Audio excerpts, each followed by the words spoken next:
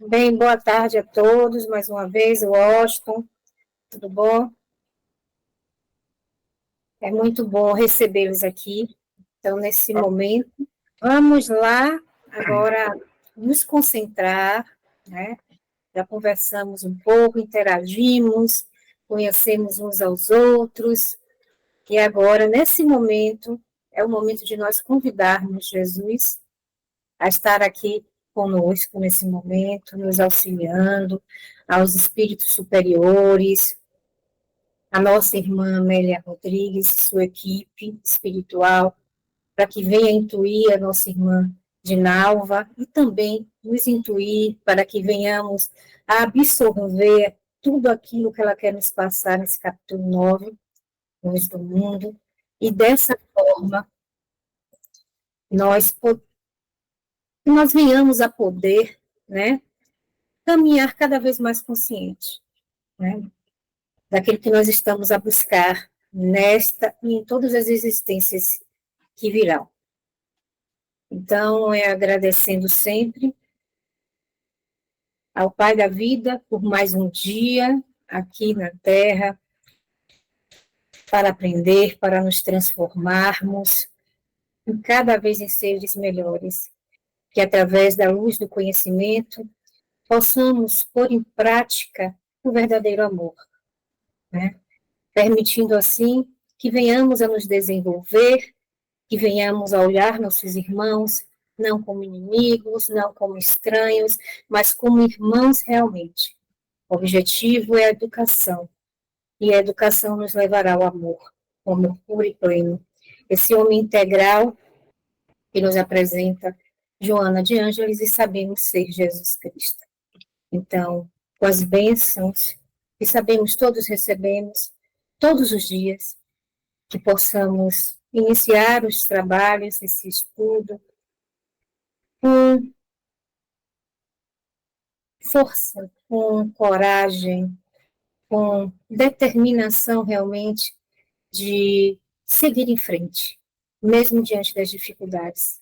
Possamos olhar para o passado e aprender com ele, transformando o nosso presente em nosso futuro, que venhamos a ser realmente os construtores que o Pai espera que sejamos. Que assim seja. Bem, Célia, muito boa tarde. Nós estamos iniciando agora o nosso encontro e hoje nós vamos, como sempre, estudar, né, Amélia Rodrigues, A Luz do Espiritismo, trazendo o livro Luz do Mundo. No capítulo 9, vamos estudar Luz do Mundo. E a nossa facilitadora é Dinalva, né, Macedo, de Guanambi. Ela é parte, né, ela é membro da diretoria do Núcleo Espírita da União Espírita desta cidade e faz parte do CR 24. Então, que seja muito bem-vinda a esta casa, a estes irmãos que aqui estão, que são uma família. Há 3 anos nós formamos uma família. Então, muito bem-vinda, viu? Fique à vontade. Muito obrigada, Andréia, muito obrigada, Juscelia, né, Juscelia, por ter, né, convidado, por ter me oportunizado a estudar, né, Amélia Rodrigues, que é uma pessoa que, é um espírito, né, que eu admiro muito, inclusive, quando estava aqui na Terra, tem muita contribuição, né, como educadora, né, muita contribuição como poetisa, jornalista, e também como na perspectiva da política, não da política partidária, mas da política, inclusive, para poder lutar em prol de uma sociedade, naquela época, baiana, né? Melhor.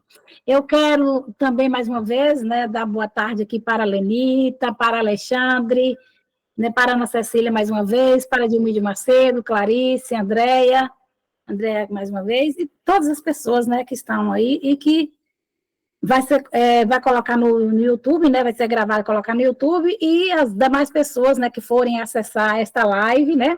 Boa tarde, boa noite, bom dia, depender do horário. Quero começar parabenizando vocês, a Associação Espírita Casa do Evangelho de Conceição do Jacuípe, Bahia. Como a Andréia me apresentou, eu sou de Nova Macedo, eu estou falando de Guanambi, Bahia, e não Guanambi, aproximadamente, né, a 670 quilômetros de Salvador, se nós passarmos por Maracá, e se passarmos por Conquista, fica um pouquinho mais longe. Dizer também que a cidade baiana, né, a terra baiana, né, a capital, no caso aí, é uma capital muito querida por nós também temos residência lá, mas nós moramos em Salvador, em Guanambi, e de vez em quando a gente fica em Salvador também, principalmente nas férias, ou quando a gente não está, ou quando estou de licença-prêmio, etc. e tal. É isso, né? Já localizou e já me falou de onde que eu sou, qual a instituição que eu faço parte. Quero dizer que quando Juscelia me convidou, o título Luz do Mundo foi que foi mais forte para eu poder participar, e inclusive Amélia Rodrigues, porque assim, como eu sou professora da Universidade do Estado da Bahia, da UNEB, e estou num momento bastante assim, com muita coisa. Inclusive, também nós estamos no processo vamos passar por processo de seleção de mestrado, que nós estamos trazendo o mestrado para Guanambi e tantas outras coisas. Isso acaba um pouquinho, falando, eu vou deixar mais para frente. Depois falou, me olhou dia 17, tudo bem. Aí eu acabei aceitando dizer que é uma honra, Juscelia, principalmente a Amélia Rodrigues, que eu tenho uma grande admiração por ela, né, por esse espírito de Amélia Rodrigues, e dizer que eu não vou ter vergonha de falar. Foi o primeiro livro que eu recebi quando eu ganhei de Seu Edgar Espino Teixeira, Luz do Mundo, e eu fui em 1983, que eu ainda era católica. O meu esposo, né, Macedo, né, espírita, nasceu no espiritismo, e depois falou, vamos conhecer meu amigo, Edgar Espino Teixeira. Os pais são parentes, são primos de Anísio Teixeira, o grande educador baiano aqui de Caetité. E quando eu fui à casa de Seu Edgar, eu tinha um cabelo grande, e ele disse assim, você é evangélica? Eu falei, não, sou católica, se eu te dar um livro, você lê? Mas ainda é católica, ainda tinha um receio muito grande sobre as questões do espiritismo, que na minha cabeça o espiritismo era macumbaria, era feitiçaria, né? Muito ligado à igreja católica, catequista, né, e tudo. E quando eu conheci Macedo, Delmiro Macedo, que está aqui, né, também eu agradeço a Deus, pelo fato da maneira como ele viu o mundo, a sociedade, eu falei, mas espiritismo, isso não é coisa ruim, não, mas eu pensava que era. Então, quando o Seu Edgar me deu esse livro, eu fui deixando. Quando foi o ano passado, eu falei, meu Deus, eu preciso ler esse livro. Levei até para Salvador, né? E vocês acreditam que agora eu tomei vergonha e nós vamos estudar as obras de Amélia Rodrigues, inclusive Juscelia é uma das convidadas. Este projeto hoje foi aprovado na reunião que nós tivemos da diretoria, não fazer pelo canal do YouTube, né, do Obreis, em parceria com a União, estudar as obras de Amélia Rodrigues. Vamos começar por esse segundo livro, porque esse livro é um livro que tem muito carinho e afeto para o Seu Edgar. Ele partiu para o mundo espiritual em 1993, e é um espírito que eu tenho muito carinho por ele, eu gosto muito de Edgar Espino Teixeira, foi através dele que eu comecei a estudar o espiritismo de Macedo também. Então é isso, fazer dessas considerações, dizer que mais uma vez reforçar que é uma oportunidade valiosa, não podemos desconsiderar desta mediunidade grandiosa, desta mediunidade de Val Pereira Franco, que é através dele que nos permite, né, conversar com esse espírito de Amélia Rodrigues e tantos outros espíritos, né, que trazem informações belíssimas do mundo espiritual para nós. Amélia Rodrigues, nós sabemos, não era espírita, era católica, mas uma baluarte, né, aí nas questões espirituais, e ela hoje, né, como espírito, traz informações belíssimas que dialogam, que aproximam, né, do espiritismo, trazendo Jesus, né, e os grandes feitos e ditos de Jesus. Então, Amélia Rodrigues, depois do convite, Juscelia, eu passei a devorar, que eu falei, meu Deus, e pedi desculpa a ela, estou assistindo live, lendo, escrevendo, onde é que eu estou escrevendo, digitando, e é um tanto de coisa para eu poder, né, situar nessa contribuição e falar que não é por acaso que o livro bateu em 83 e agora esse convite. Muito obrigada e gratidão. Isso não quer dizer que eu também não preciso há muito tempo. Venho, mas o livro foi ficando, mas agora é um momento que vamos estudar as obras dela, né? Vamos começar por esse segundo livro, porque esse convite tem essa afetividade e essa relação comigo, com o Seu Edgar. Dizer, né, que o primeiro livro, né, vou fazer rapidamente assim, uma contextualização rápida, e falando dessas, principalmente do prefácio e indo para o livro, para a gente poder adentrar o capítulo 9, que é Luz do Mundo, que tem o mesmo título do livro, né?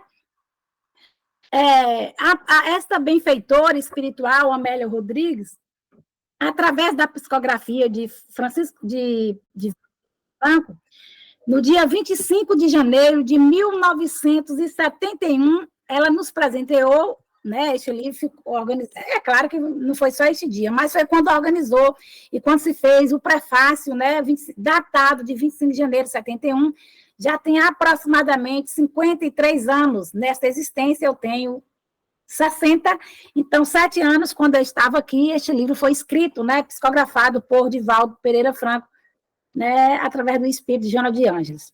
Dizer que outra característica, né, o que me aperfeiçoou, né, através de aproximar cada vez mais de Amélia Rodrigues, é por ter sido professora, e eu sou professora nesta existência, né, e foi concursada, e eu também defendo muito essa questão da universidade pública, do concurso, né, da educação básica, etc. e tal. Então, uma vida dedicada à educação e perpassando também por os conhecimentos que precederam, que ajudaram na divulgação da doutrina dos espíritos, né? E aí nós temos também a cidade com o mesmo nome de Amélia Rodrigues, que foi uma homenagem do prefeito aí, que em 61, né, depois de 10 anos do livro, que vem homenagear a Amélia Rodrigues com a cidade de Amélia Rodrigues, que também fica perto de vocês, mais próximo de vocês do que próximo à minha pessoa, a nós aqui em Guanambi. Uma coisa interessante, né, é que este livro, tanto o livro, né, o primeiro livro, Premissas do Tempo, este livro, o segundo livro, Luz do Mundo, e o terceiro livro, né, Quando Voltar a Primavera, esses livros, eles trazem, assim, de maneira bastante detalhada, o contexto histórico, descrevendo as cenas, os lugares, as pessoas da época de Jesus, porque Amélia Rodrigues, né, é um grande espírito que vem trazer para nós, como eu já falei, através da mediunidade de Divaldo Pereira Franco, os ditos e os feitos de Jesus. Então, assim, e Jesus, governador espiritual do planeta, né, o espírito mais evoluído que pisou na Terra, né, que ele já nos dissera que ele é a luz do mundo, né, e que ele é o caminho, a verdade. Então, é uma honra para nós, mais uma vez, ratificando a importância de fazer essas discussões, essas reflexões nesta tarde, 14 de abril de 2024. Então, é uma honra estar aqui hoje com vocês. Eu vou ter que colocar só um parênteses aí. Faz favor aqui, Cê, porque eu vou colocar, gente, o carregador no notebook. Eu achei que eu tivesse colocado, para esse notebook não descarregar, apesar de que está bastante. Fala que tem mais de 2 horas, mas não vou confiar, não. Coloque para mim, por favor, Cid. Muito obrigada. Então, desculpa aí, voltando aqui às nossas reflexões. Só uma informação, Andréia. Ligou. Só uma informação, Andréia, assim, depois da fala que vai abrir algum espaço para discussão, eu posso continuar, eu posso ir, né? Pode, fica a seu critério, vai ser da forma que a senhora terminar. Tá. Tá falando muito rápido? Não, vou voltar, vou adentrar logo ao livro, ao capítulo Luz do Mundo, ao capítulo 9. Este capítulo, ele vai, né, trazer, como nós sabemos, as reflexões dessa passagem, né, da cura do homem que nasceu cego, né, cego de nascença.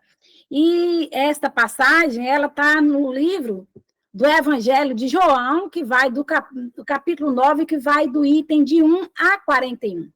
E já começa, né, com aquela resposta, que é, se é pecador, não sei. Uma coisa eu sei, eu era cego e agora vejo. Então, a resposta, né, que o homem que nascera cego deu naquela época para os fariseus, né, que os fariseus ficaram, inclusive, muito indignados, porque Jesus utilizou um dia de sábado, que era considerado o dia santo para eles, né, porque eles seguiam as leis mosaicas, e para poder curar este cego de nascença. Então, eu vou estar especificando a partir da leitura, e eu vou, né, seguindo, sequenciando de uma maneira didática, depois eu posso estar avançando mais para trazer as aprendizagens, né, possíveis aprendizagens e reflexões, na minha perspectiva, né, que este capítulo traz. É claro que para outras pessoas podem trazer mais, assim, por diante, que cada um de nós falamos do lugar que nós temos, tanto em relação aos conhecimentos da doutrina espírita, como também daquela perspectiva que nós já trazemos, né, que nós vamos somando de outras encarnações,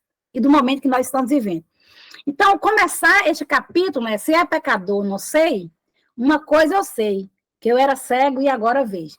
Então, essa frase, ela veio de uma forma, assim, bastante ardilosa e bastante, vamos dizer assim, fez com que os fariseus, intérpretes da lei, os doutores da lei, eles ficaram muito desapontados, né, com este feitio de Jesus. E, de uma certa forma, o homem, né, que a partir deste momento ele já estava vendo, depois eu vou falar que começa assim, mas lá na frente vai trazendo, mostrando que foi que Jesus, né, andando, né, da Galileia para Jerusalém, e aí encontrou esse homem, né? Eu não vou falar de maneira linear, não, que lá na frente vem contextualizando a mensagem e as reflexões. Então, encontrou esse homem cego, né, de nascença, ele saindo, né, no templo de Jerusalém, e ao aproximar da piscina, né, ou do poço de Siloé, cuspiu na terra e fez um barro, uma lama, a depender da tradução vai estar colocando, e pediu que ele colocasse nos seus olhos. Aí este cego de nascença passou nos olhos e ele acabou sendo, né, curado, né, por Jesus. E naquele momento muitas pessoas viram, né, os fariseus viram, e os próprios discípulos de Jesus que estavam indo com Jesus para as aprendizagens, começaram também a questionar se ele tinha pecado, eram os pais dele que tinham pecado, porque ele nascera cego. Aí Jesus responderam que não, nem os pais deles, nem ele próprio tinha pecado por ter nascido cego. E esta resposta que Jesus deu aos discípulos, nós podemos destacar também dos conceitos e um dos princípios básicos do Espiritismo, que é a reencarnação. A reencarnação, a lei de causa e efeito, o livre-arbítrio. Mas, neste caso específico, é o livre-arbítrio, porque este cego de nascença, ele não trazia débitos do passado para que ele pudesse nascer cego. Ele não estava resgatando. Ele se colocou, né, ao fazer o seu planejamento reencarnatório, ele se colocou como um testemunho das leis de Deus para que pudessem ser vivenciadas por Jesus através dele como instrumento, né, da divulgação das leis de Deus. Ele não tinha pecado em relação, pecado entre aspas, né? Que nós sabemos que não existe pecado. São os equívocos que nós praticamos e que nós vamos resgatando nesta reencarnação ou em outras, que esses equívocos podem ser desta vida ou de vidas pretéritas. No caso do cego em questão, o cego de nascença, ele não estava resgatando o débito do passado, ele estava testemunhando, dando um testemunho, né, das ações implementadas, dos feitios de Jesus. Até então, ninguém tinha, né, vamos dizer assim, curado um cego de nascença. Então, Jesus curou o cego de nascença, e, mais uma vez, né, os fariseus, né, lá, e muitas pessoas observando, ficaram muito revoltados, porque Jesus cumpriu, né, não cumpriu. Não era da lei de Deus, porque estava trabalhando, né, estava fazendo milagres, no dia de santo, como eu já falei. Os discípulos, mais uma vez, né, continuando, perguntou para Jesus, né, e aí, se eles não têm pecado, se os pecados não foram deles, nem dos pais? Aí Jesus mostrou, né, que foi para se colocar, né, como testemunho, como instrumento para se cumprir as leis de Deus. E naquela época, Jerusalém, os fariseus, né, os saduceus, cada um diferente, uns valorizando mais a escrita, outros valorizando mais a questão da oralidade, uns acreditando que Jesus já tinha vindo, outros que Jesus viria ainda, mas que Jesus não era o Messias. E quem é esse Messias? Aí, a partir desse momento, né, que o cego é curado por Jesus, os fariseus começaram a perseguir e a perguntar, mas quem é este homem? Onde é que ele está? Onde é que ele está? Quem é este homem? Este homem é pecador, por isso que a frase começa com pecador, que ele vai responder, se é pecador, eu sei que eu era cego, ele me curou. Mas o que é que ele fez para te curar? E ele respondeu, ele tornou a falar, mas eu já disse que ele passou, cuspiu na terra, colocou-me essa lama, o barro no meu olho, e pediu para que eu fosse à ponte de Siloé, ao rio de Siloé, à piscina de Siloé, para que eu pudesse ser curado, né? E a cegueira ter curado a cegueira. Quero fazer uma ressalva, dizer que a ponte de Siloé, ou a piscina de Siloé, vai depender da tradução, ou o poço de Siloé, é um reservatório, né, hebraico, Selá, chamado Selá, é um marco situado na parte inferior da inclinação do sul Ofel. O local fazia parte da antiga Jerusalém, e as pessoas iam muito lá. É como se fossem as águas térmicas, que as pessoas acreditam, que vão lá, que se banham, para que elas possam, né, refazer, né, a saúde física, o corpo físico. Então, essa piscina de Siloé, ela foi utilizada desde a época, né, antes de Jesus, aproximadamente uns 3 séculos, né, desde os tempos de Ezequias.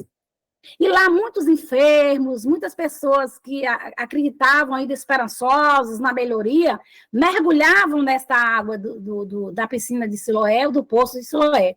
Era águas que renovavam, eles acreditavam que renovavam, e as pessoas poderiam melhorar. Então, naquela época, era outubro, primavera, quando Jesus fez, né, deste milagre, né, entre aspas, para curar o cego de nascença.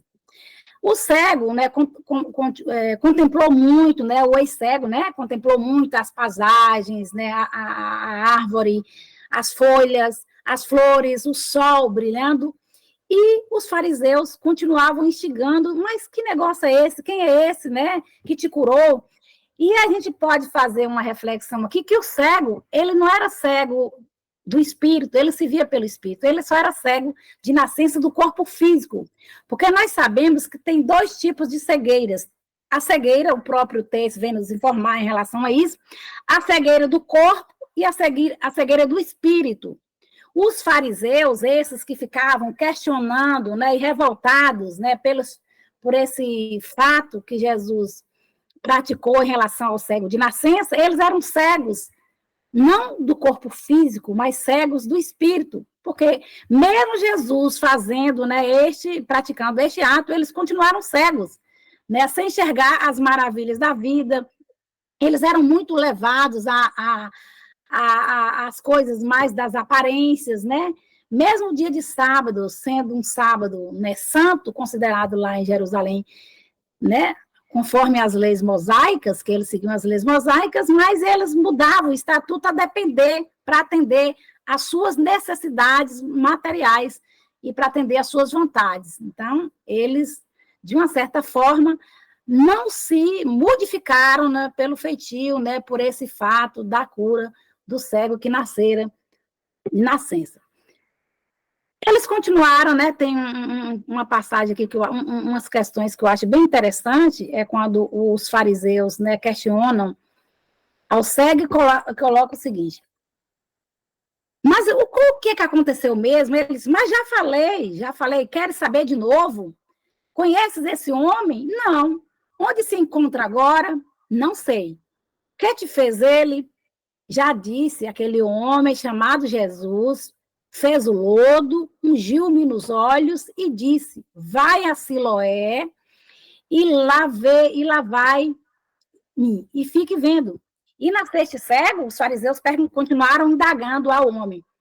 Esse homem era um homem pobre, andarilho, que andava, né, mendigando pelas ruas de Jerusalém. Sim, todos aqui me conhecem. Uns diziam que eu era... Todos aqui me conhecem. Uns diziam, era ontem, né, comigo, parecido, outros diziam, não, ele mesmo, é parecido com ele, mas ele era cego.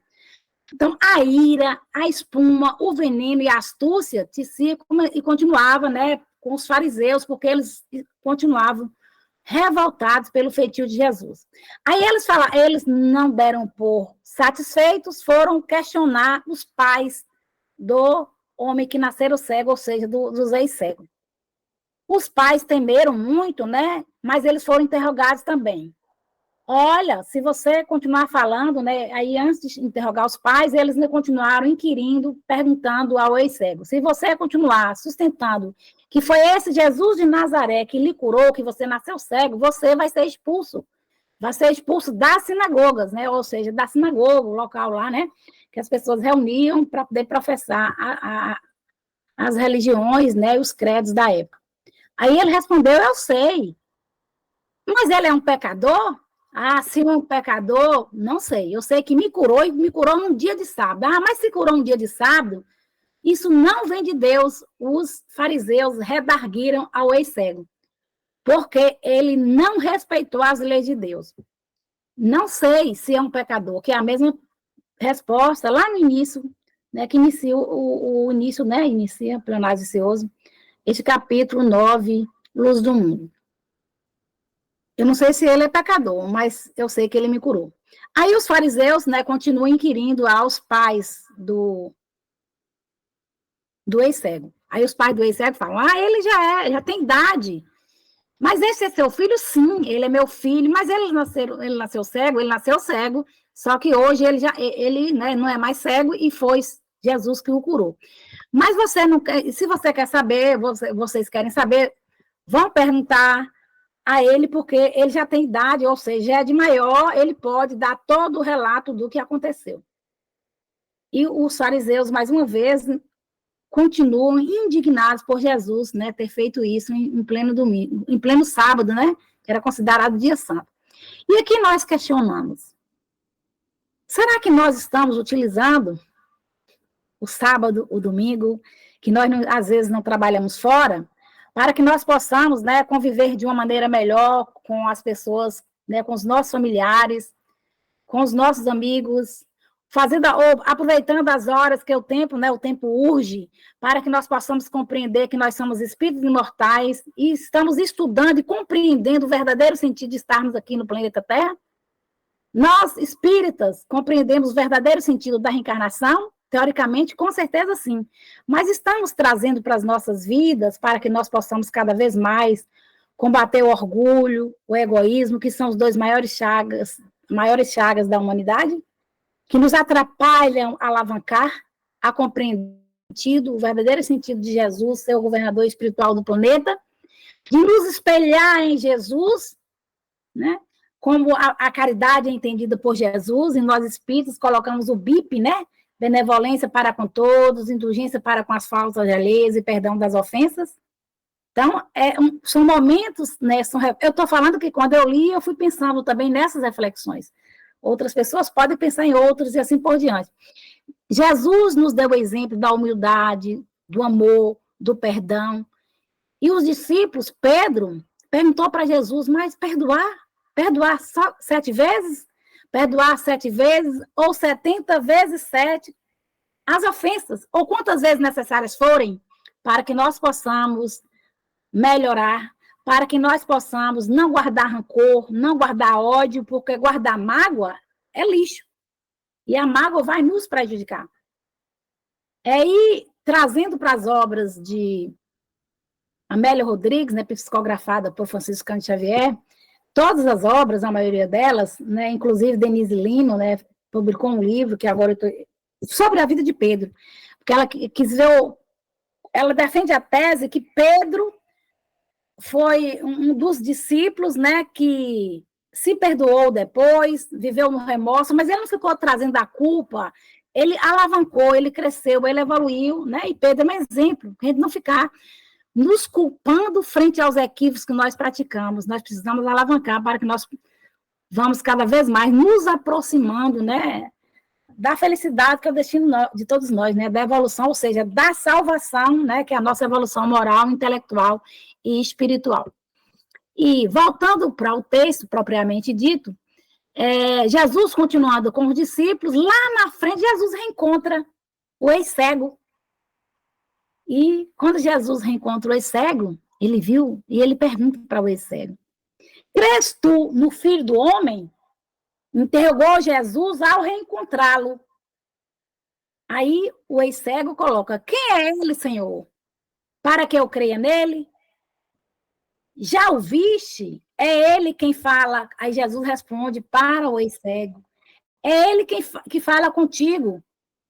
Creio, Senhor. Teus olhos veem o esperado, rejubila-lhe, de muita alegria, vês e compreendes. A natureza parece cantar a música e as suas alegrias. O rabi se alegra também com a resposta do ex-cego. Aí o Rabi destaca, Jesus Cristo destaca, eu vim a este mundo para um juízo, a fim de que os que não veem, vejam, e os que veem se tornem cegos.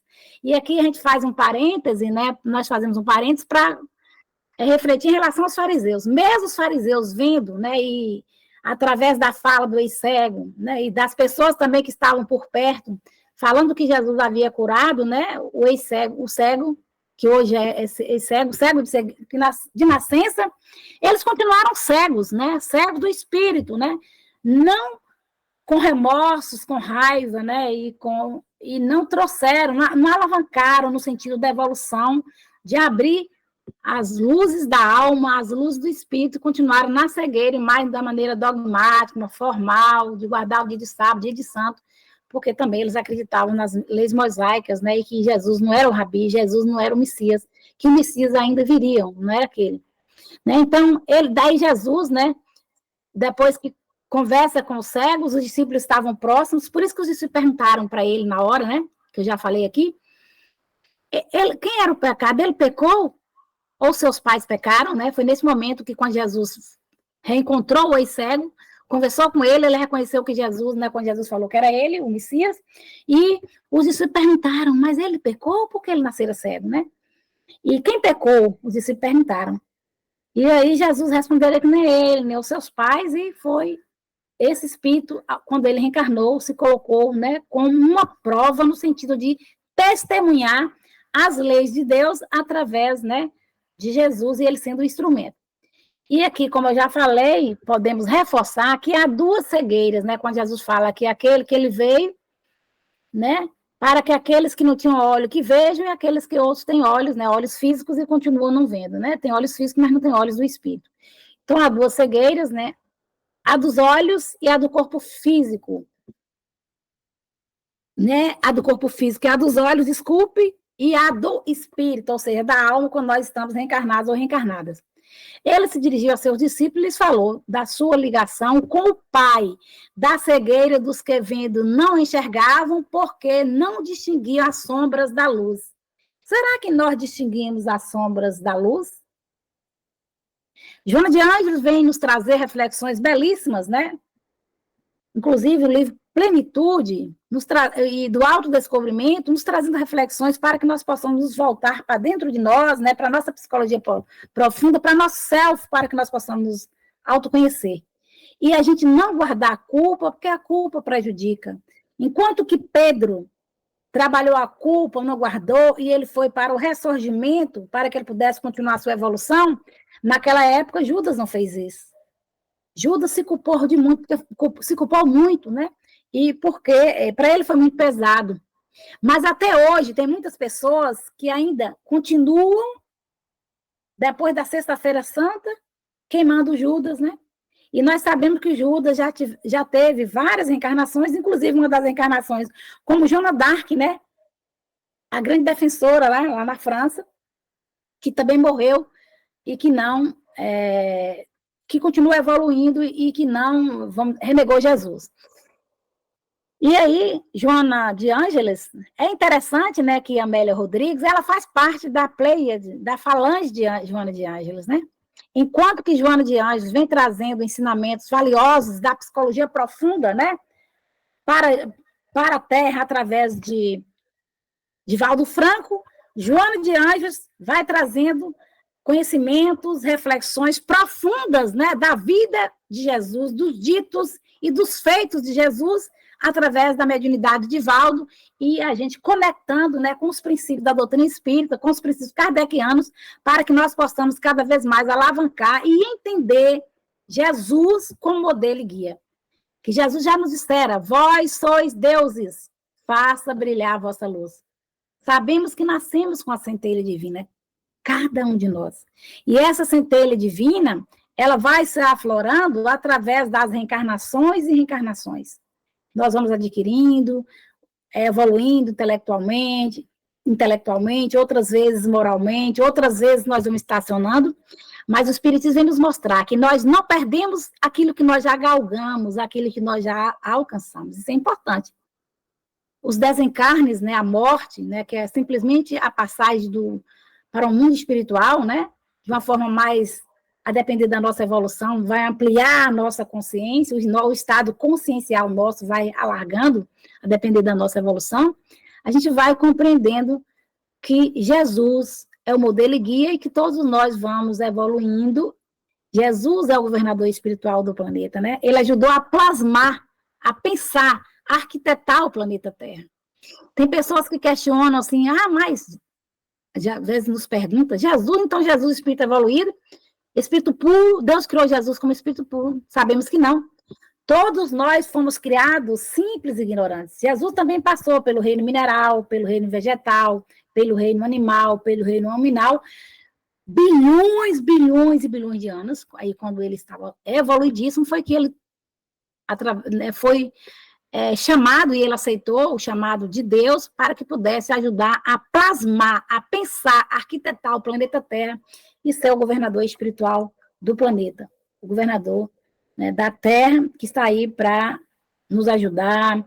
E Ana Joana de vamos falar, principalmente no prefácio desse livro, que Jesus continua desconhecido por muitas pessoas. Jesus continua sendo ignorado. Será que nós ignoramos Jesus? Talvez nas tribunas, nas nossas falas, nas nossas lives, nós reconhecemos Jesus como o espírito mais evoluído que pisou no planeta, como governador espiritual do planeta, mas é preciso que nós voltemos para as nossas ações, né, fazermos um mergulho para dentro de nós, como o próprio Santo Agostinho já nos ensinara. Sabemos que é da Igreja Católica, mas está lá também fazendo parte da equipe da verdade, não importa, né? Os espíritos vêm nos falar, né, através de Kardec, né, do Pentateuco Espírita, da linguagem universal dos espíritos, né? Joana de Ângeles era católica, né? Irmã Dulce católica, Santo Agostinho católico, mas ajudando nesses ensinamentos maravilhosos, universais do próprio Cristo.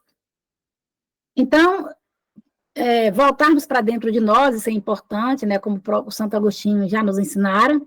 Então, ao colocarmos a nossa cabeça no travesseiro, então vamos questionar, né, e voltar para dentro de nós, para as nossas ações, para os nossos pensamentos, para os nossos sentimentos, para os nossos desejos, o que nós estamos pensando, emitindo, sentindo, fazendo, desejando. Isso é bom para mim? Isso vai ajudar os meus próximos? Qual é o próximo mais próximo? Começando da nossa família, do centro espírita, do trabalho. E aqui, nós, neste momento, né, eu remeto a Emmanuel, quando ele vai nos ensinar que vivenciar a caridade, assim como Jesus já nos ensinara, a caridade do bom samaritano, o maior desafio é exemplificar a caridade dentro do nosso lar, dentro da nossa família. Será que nós estamos vivenciando no dia a dia essa caridade como amorosa do próprio samaritano, né? Que ele não questionou o que o homem tinha feito quando ele achou o homem lá no caminho. O sacerdote passou, homem da lei, né? Estudava a lei muito, conhecedor das leis de Deus, mas não exemplificou. O levita também, o samaritano, visto como um homem de má fé, como de má vida, mas ele praticou a caridade. Isso que é importante. E Jesus está nos convocando, através de, fazendo a ponte, né, com o livro de Joana de Ângeles e de Divaldo Franco, da sua mediunidade maravilhosa, que nós temos que praticar a caridade, né, que nós temos que abrir os nossos olhos, as nossas cegueiras do espírito. E às vezes a gente não compreende, né, o verdadeiro sentido da vida. Achamos que a vida aqui é vamos dizer assim, é uma passagem que estamos aqui apenas para aproveitar e usufruir dos bens terrenos, dos bens materiais. Hoje eu assisti Macedo, que gosta muito do meu esposo, eu assisti a EQM, né, Experiência Quase Morte, daí eu assisto um pouco com ele também, porque ele assiste direto, né, nos seus tempos também, e vai fazendo os links, né, que ele está estudando também sobre Experiência Quase Morte. E um dos palestrantes também, esse palestrante, ele é espírita, né, esse depoente, né, que ele estava dando o seu relato da experiência quase morte, e ele perguntou para ele assim, que é um físico, né, tem um canal, Quem Somos Nós, né, é um físico que vem fazendo, né, vem catalogando essas experiências quase morte, independente de religião, leva espírita, católica, evangélica, ateu, o Ateia, e aí perguntou para ele assim, qual é a mensagem que você deixa para as pessoas que estão lhe assistindo ou que vão assistir posteriori esse seu relato? Aí ele falando da importância da gente, né, não apegar aos bens materiais e que a gente pudesse, né, vamos dizer assim, praticar a caridade para as pessoas, para os homens, para as mulheres, pretos, brancos, héteros, gays, homossexuais, não importa, porque todos são filhos de Deus, e que a gente pudesse ter esse cuidado de não querer ajudar somente as pessoas, aqueles que nos afinizam, né? E que nós lembrássemos que as nossas gavetas, que os nossos caixões não têm gaveta, que nós não vamos levar nada do que nós estamos, né, aqui juntando, materialmente falando, a nossa casa, como nós sabemos, né, o nosso carro, os nossos diplomas, né, mestrado, doutorado, pós-doutorado, de que adianta se de nova faz mestrado, doutorado, pós-doutorado, e esse pós-doutorado não lhe ajuda a rever, né, como professora espírita, é claro que eu não vou profetizar o espiritismo lá dentro da universidade, mas eu vou levar os princípios, e entendendo que meus alunos são espíritos imortais, que não estão ali por acaso, que eles não têm só cognição, lembrando que o Pestalozzi já nos ensinaram, né, educar a cabeça, educar a mão, educar o coração, e da educação integral, que foi falada aí, inclusive, no início da Andréia, e remetendo também à Joana de Ângeles. Então, nós espíritas, né, este capítulo, ele vai nos oferecer muitas aprendizagens, muitas reflexões, para que nós possamos voltar, principalmente para dentro de nós, e vermos quais são as cegueiras que estão nos atrapalhando para que nós possamos alavancar. E tendo essa perspectiva de uma educação integral, aprender a fazer, aprender a conhecer e também desaprender a conhecer. Eu, por exemplo, como eu dei logo no início, eu dei aí o exemplo, que eu tinha uma visão tão equivocada do espiritismo, que quando eu não falei esse fato, mas eu lembrei dele aqui agora, quando eu tinha 13 anos de idade, né, estudando, na época, no básico, que era o primeiro ano do ensino médio, uma professora organizou uma equipe, né, e uma colega que estava na minha equipe, a mãe dela dá um bando, e eu falei com ela, você não fica na minha equipe porque sua mãe é macumbeira, mas espiritismo também para mim era macumba, espiritismo era macumbaria, era feitiçaria, não fica. E eu pedi à professora que ela não era para ficar na minha equipe. Imagine, quando eu tinha 13 anos. E em relação ao espiritismo, né, eu rezava e pedia para Deus. Eu achava que quanto mais eu rezava, mais quantidade que eu rezava, mais aí Deus ia atender. Então, eu rezava para Deus e pedia a Deus. O Deus que eu entendia naquela época é o Deus que castigava, né? Que minha mãe falava, não faz isso que Deus castiga. O Deus mosaico. E aí, eu pedi a Deus, eu nasci na igreja católica, eu quero morrer na igreja católica. E uma das religiões da minha vida que eu não quero conhecer é o espiritismo. Então, não quero conhecer o espiritismo. Me livro do espiritismo, porque é botar feitiço nos outros, é fazer mal para os outros, eu não quero conhecer. Isso eu tinha 13 anos de idade. Mas com 19 anos, que bom que Deus, onipotente, né, inteligência suprema, causa primária de todas as coisas, falou, coitada dessa irmã, dessa filha, né, que está fazendo esse pedido, então Deus não, graças a Deus que não me ouviu, e com 19 anos de idade, Marcelo perguntou assim, você acha que me deu o livro dos Espíritos, né, só para eu casar aqui com as últimas reflexões, me deu o livro dos Espíritos e perguntou para mim, você acha que a cegueira minha era tão grande, tão dogmática, que eu só acreditava o que estava lá na Bíblia, né? E da minha maneira equivocada ainda. E do jeito que os padres passavam na época. E aí Marcelo falou, você acha que seu espírito nasceu no dia do seu corpo? Foi a pergunta mais revolucionária da minha vida. Agosto de 1983. Aí eu falei, meu Deus, eu nunca pensei nisso. Eu achava que quando eu nasci, o espírito nascia tudo junto. E era criado também naquela época, né? Criado. Aí Marcelo falou assim, se eu te der o livro dos Espíritos, você lê? Eu falei, meu Deus. Mas eu fui ler, porque assim, a maneira como eu pensava o mundo, né, e de ajudar as pessoas, de ajudar os mais necessitados, eu falei, então o Espiritismo não é coisa tão ruim assim, não. Aí eu acabei, né, ele me deu o livro dos Espíritos, em agosto de 83, eu devorei. A primeira pergunta, quem é Deus? Eu falei, meu Deus, Deus é a inteligência suprema, causa primária de todas as coisas, não é esse Deus negativo que eu imaginava, etc e tal. Então, a cegueira do Espírito, né, não era cega dos olhos, como não sou nesta reencarnação, né? Mas o espírito muito cego. ainda continuo cego por muitas coisas, principalmente pelos princípios espíritos, aqueles que eu ainda não estou colocando em prática na sua integridade, até porque nós estamos num planeta de provas e expiações, que nós estamos a caminho da evolução, né? E temos ainda muitas imperfeições, principalmente imperfeições que nós trazemos, né? E que nós adquirimos nesta vida. E aí, dizer que o livro Luz do Mundo é um livro maravilhoso, né? Que nos traz reflexões profundas, principalmente este capítulo, né? Que me coube refletir esta tarde com vocês. Nós vamos aprofundar o livro, né? E vamos começar a estudar de maneira mais aprofundada no dia 19 de maio. Juscelia já está convidada e já aceitou, né? Que ela vai...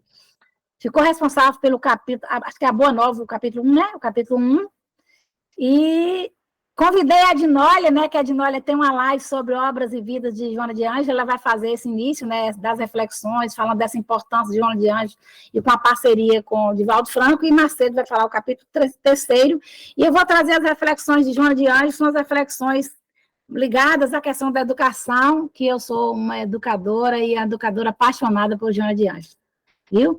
Dizer para vocês que precisamos avançar e avançar muito. Jesus, como luz do mundo, ele nos convoca e nos ensina que vós sois deuses, façam brilhar a vossa luz. E cada um de nós, né, temos essa possibilidade. E o livre-arbítrio, né, nós temos as potências das almas, da alma, né, como sinalizada no livro O Problema do Ser, do Destino da Dor, na 3ª parte, por Leon Denis, e vai falar muito, né, da importância, né, da potência das almas, como da dor, vai falar do livre-arbítrio, vai falar do pensamento, da consciência, né, e a última, né, da dor, do amor e assim por diante. Nós precisamos, né, não vou falar nós precisamos, não, nós somos convocados e convocadas a estudar Jesus, a compreender esse espírito, né, evoluidíssimo que está aí nos ajudando, nos intuindo, nos velando todos os dias para que nós possamos não cair, né, nas guerras, inclusive, a gente vê como Israel, como Jerusalém está ainda muito equivocados, voltados para as guerras, e João de Anjos fala isso, né? Os homens, né, de Jerusalém, de 71, quando ela fala, e nós avançamos muito pouco ainda. Mas acreditamos, né, que Jesus... Acreditamos, não, temos consciência, né, que Jesus está no lembe e urge que o amor deixe de ser comércio e a esperança se transformem em paz. E finalizar, eu quero ler só já o tempo aqui ainda já está quase que avançando e acabando, mas eu quero, né, só ler este poema, né, Gratidão, né, não é o poema todo, que o poema é grande. Esse poema, ele foi psicografado por Divaldo Franco, deixa eu ver a data, 1961, na Argentina, que é o poema da gratidão. Eu só vou declamar o primeiro, o segundo e o último. Estrofe. Gratidão, Amélia Rodrigues, pela psicografia de Divaldo Franco, Gratidão, em 1961. Muito obrigado, Senhor. Muito obrigado pelo que me deste, muito obrigado pelo que me dás. Obrigado pelo pão, pela vida, pelo ar, pela paz. Muito obrigado pela beleza que os meus olhos veem no altar da natureza. Olhos que fitam o céu, a terra e o mar, que acompanham a ave ligeira, que corre fagueira pelo céu anil, e se detém na terra verde, salpicada de flores em tonalidades mil. E aí ele finaliza o poema: obrigado, Senhor, porque eu nasci. Obrigado, porque creio em ti. Pelo teu amor, obrigado, Senhor. Amélia Rodrigues, psicografia de Divaldo Franco. Muitas luzes, né? E que Jesus, o governador espiritual do planeta, nos ajude, que vocês possam cada vez mais continuar fortalecidos e fortalecidas com esse trabalho maravilhoso aí da Casa Associação Espírita, né? Casa do Evangelho de Conceição do Jacuípe, Bahia. Muito obrigada de coração, foi uma oportunidade para puxar minha orelha e falar, vá aprofundar cada vez mais em Joana de Ângeles, em Amélia Rodrigues, principalmente no livro que eu ganhei em 1983, Luz do Mundo.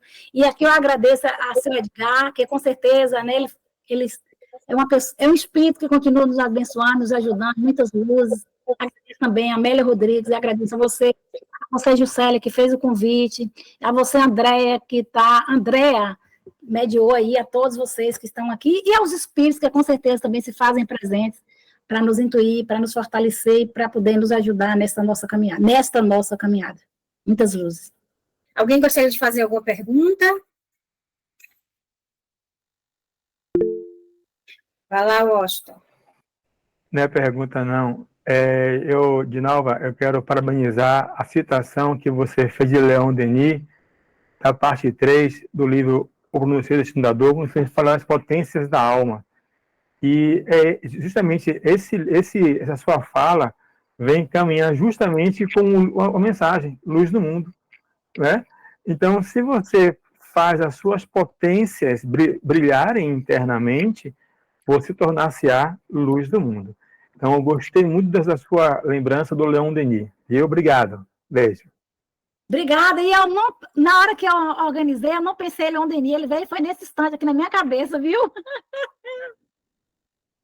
Eu adoro Leon Denis também. Isso aí.